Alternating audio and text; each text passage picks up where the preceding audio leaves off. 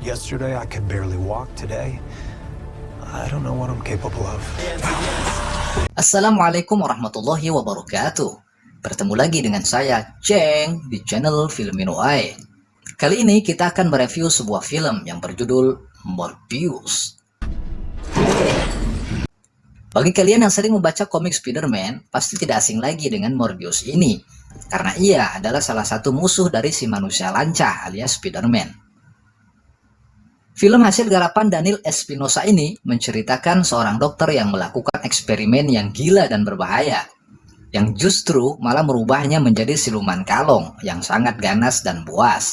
Sebelum lanjut ke alur cerita film ini, saya ucapkan terima kasih bagi kalian yang sudah subscribe channel Film Inuai.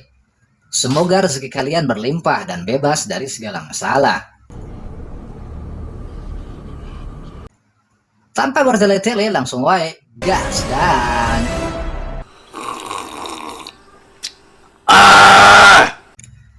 film dimulai dengan menampakkan dua bocah yang sedang berkenalan. Dia adalah Michael Morbius dan Milo. Mereka hidup bersama di sebuah asrama khusus anak disabilitas karena mereka mengidap penyakit darah langka. Akibat penyakit yang mereka derita, mereka tidak bisa hidup sebagaimana manusia pada umumnya. Sehingga untuk bertahan hidup pun, mereka harus transfusi darah 3 kali dalam sehari. Di saat mereka tengah asyik mengobrol, tiba-tiba Milo pun pingsan. Karena alat transfusi darahnya mengalami trouble. Melihat hal tersebut, Michael pun panik dan memanggil perawat. Namun dengan spontan, Michael memperbaiki alat tersebut dengan hanya menggunakan besot atau per dari ballpoint atau pena. Akhirnya Milo pun sadar kembali. Seorang dokter yang juga pengasuh asrama, sebut saja Nicholas, akhirnya memanggil Michael ke ruangannya. Dia mengatakan bahwa apa yang dilakukan Michael itu adalah hal yang sangat luar biasa.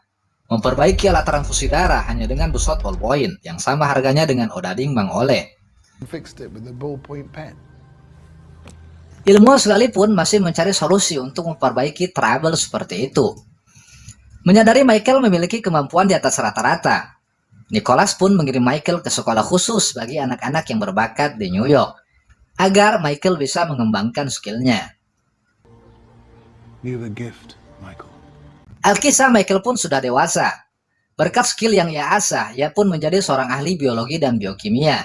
Ia mendapatkan penghargaan dari Raja Swedia berkat penemuan darah buatannya yang bisa menyelamatkan banyak nyawa manusia.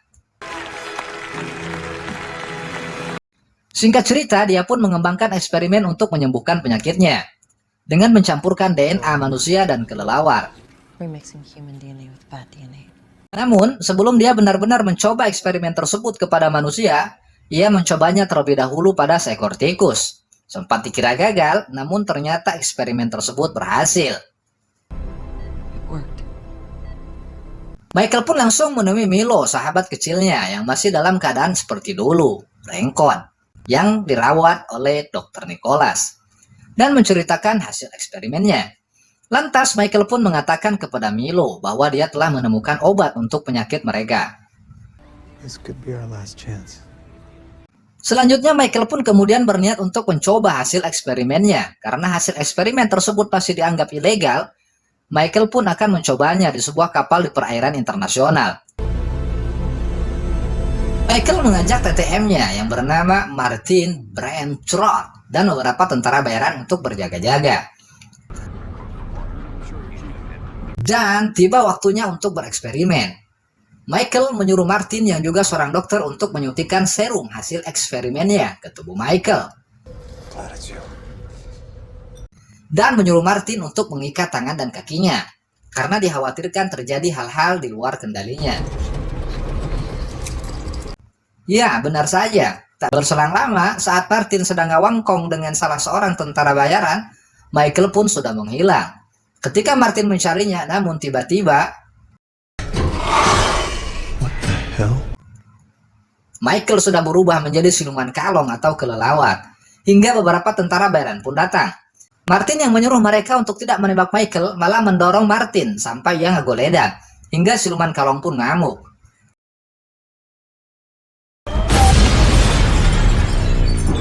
Tak ada yang tersisa di kapal itu kecuali Martin. Semua penumpang kapal itu mati di lahap kalong jajadian itu. Kalau bahasa Sundanya mah pampir lah. Setelah sadar, ia merasa tubuhnya menjadi lebih baik dan tidak nampak seperti orang yang memiliki penyakit. Tetapi ia kebingungan dengan apa yang telah ia lakukan. Ia pun melihat rekaman CCTV dan terkejut melihat hasil eksperimennya yang ngeri-ngeri sedap. Singkat cerita, seorang agen FBI bernama Strud dan juga kawannya bernama Rodri sudah tiba di TKP. Setelah mengidentifikasi semua kejadian, mereka menyimpulkan bahwa darah semua korban nyaris habis. Tidak ada alat bukti apapun di sana. Hanya ada lipatan kertas memanukan yang biasa dibuat oleh Michael. Dan juga Martin yang sudah dibawa ke RSUD. Nearly drained of their blood. Keesokan harinya, nampak Michael yang sedang berjalan gageleongan alias sempoyongan, seperti sebelum eksperimen itu dilakukan. Lantas, ia pun mengambil darah buatannya dan meminumnya. Kemudian Michael menghidupkan stopwatch, entah apa tujuannya, yang jelas ia hanya disuruh sutradara untuk melakukannya.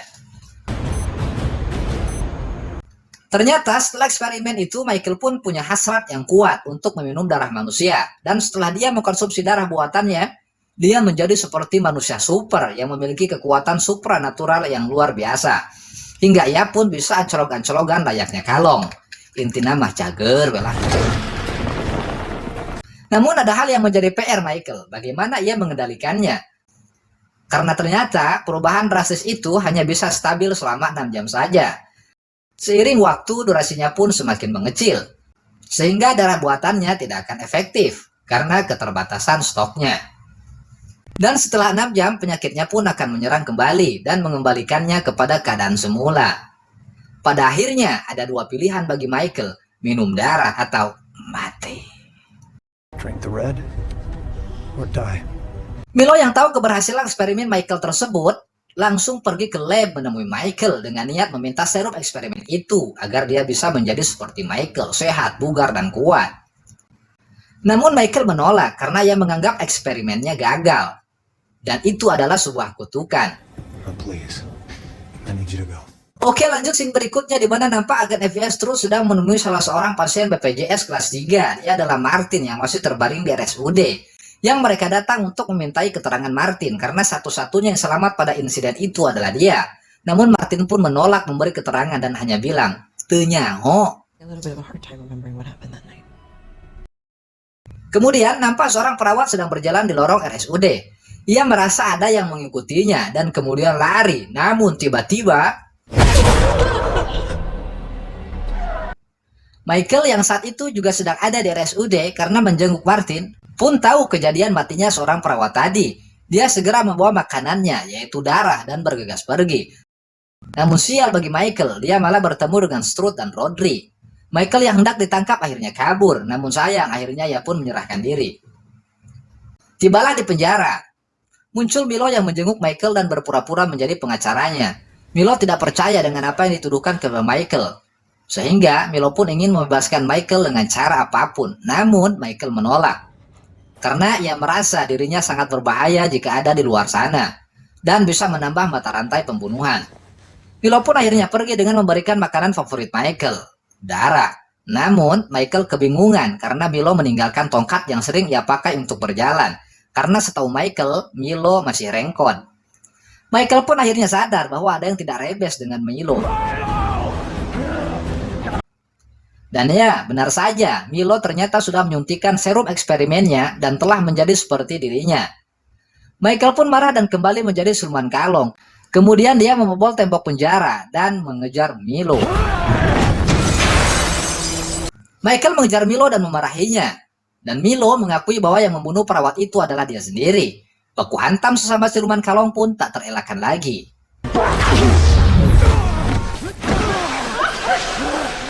Milo pun sempat membunuh polisi-polisi yang hendak menangkapnya.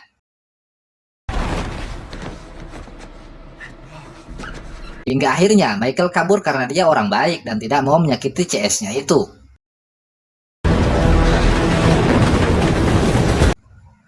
Di tempat lain, Strud melihat jasad polisi yang jadi korban kebiadaban Milo. Lantas ia pun memerintahkan untuk mengawasi Martin, karena ia mengira yang melakukannya adalah Michael. Malam itu pun nampak tengkorak Milo sedang melotot mengawasi Martin. Dari raut bengalnya, nampak dia sedang merencanakan sesuatu. Siang pun datang. Martin yang sedang berjalan di kerumunan massa nampak diikuti oleh si Rodri. Hingga akhirnya ia kabur dengan menaiki bis Transjakarta. Merasa aman dari kejaran polisi, rupanya Michael sudah ada di belakang Martin dan menyapanya. Yang inti dari pembicaraan Michael dan Martin adalah bahwa Michael meminta tolong Martin untuk membantunya meracik obat untuk mengakhiri kutukan ini. Karena Milo telah menggunakan serumnya dan berkeliaran di luar sana. Dan ya, jelas membahayakan nyawa orang lain. But I need your help. Michael dan Martin pun pergi ke rumah makan Padang untuk membahas rencana mereka.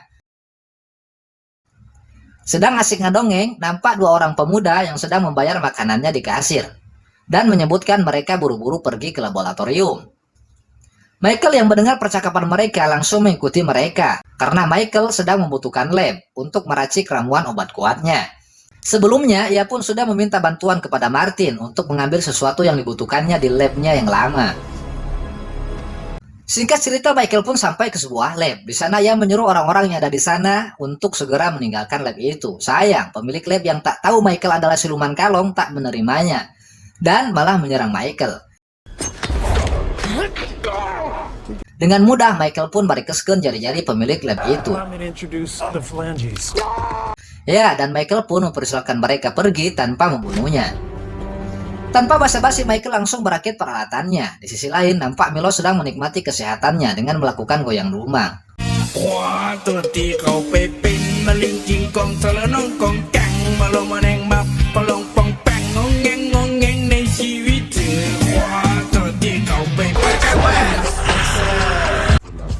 Malam pun bongkleng. Nampak seorang Martin yang terburu-buru datang ke lab lama milik Michael yang terlihat sudah disita untuk mengambil beberapa hal yang dibutuhkan. Namun ternyata Milo pun sudah ada di sana. Dan Milo bertanya tentang keberadaan Michael kepada Martin.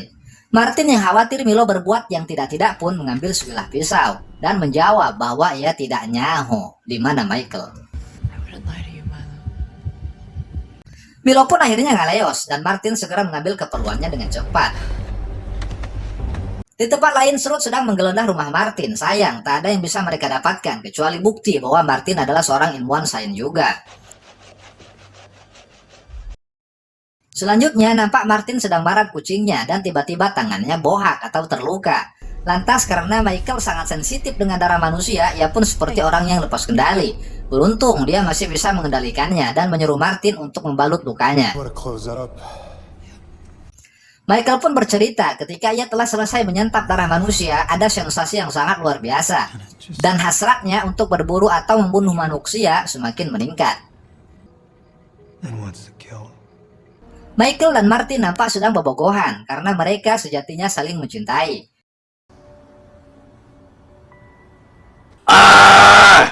Namun di saat yang sama, Milo pun sedang mengintipnya dan terlihat marah karena ternyata Martin telah membohonginya.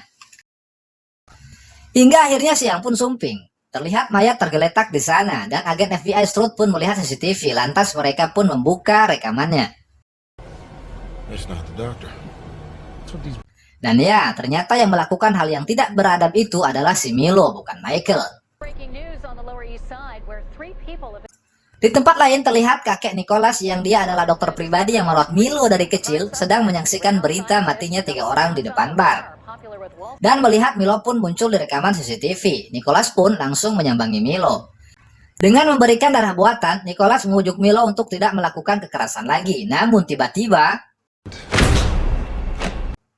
ya, Milo menolaknya karena setan sudah merasuki dia seutuhnya. Nicholas terus berusaha menasihati dan meyakinkan Milo bahwa itu tidak boleh dilanjutkan. Namun Milo yang sudah keantrepan setan pun tak menggubris nasihat Nicholas dan... ya, dengan tega Milo malah menyerang Nicholas dan menitipkan pesan kepada Michael bahwa dia akan membunuh manusia sesuka hatinya. Di tempat lain, Michael pun hampir selesai meracik jamu untuk mengakhiri semua ini. Seperti biasa, dia ditemani Martin TTM-nya. Namun tiba-tiba Nicholas menelponnya dan meminta bantuan Michael. Michael pun langsung tancap gas dan menemui Nicholas yang sedang sekarat. Sebelum maeot, Nicholas meminta Michael untuk menghentikan Milo. Di sisi lain, Milo sudah menemukan Martin dan menyuruhnya untuk memanggil Michael.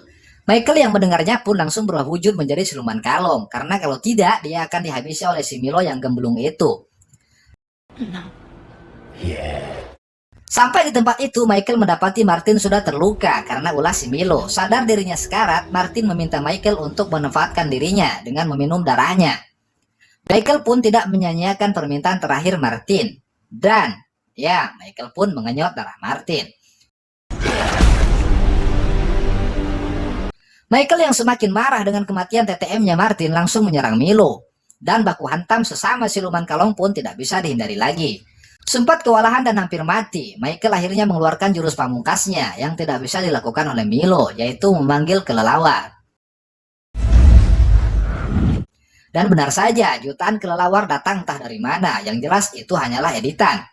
Dan akhirnya Milo pun berhasil menyuntikkan penawar racun vampir kepada Milo. Milo terlihat kesakitan, akhirnya modal. Tamat, ending yang sangat memilokan.